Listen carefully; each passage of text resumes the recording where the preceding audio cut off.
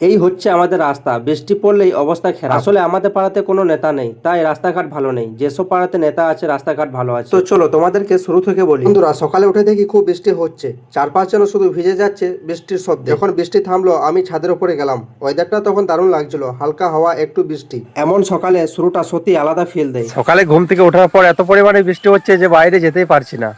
এখন একটু হলেও বৃষ্টি পড়া থেমেছে।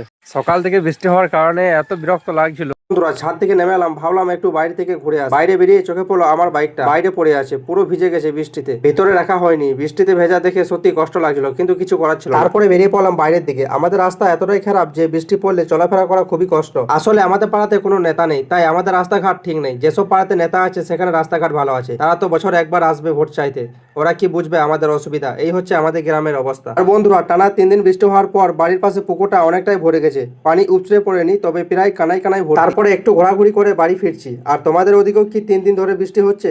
যদি হয় তাহলে কমেন্ট বক্সে কমেন্ট করে জানিও।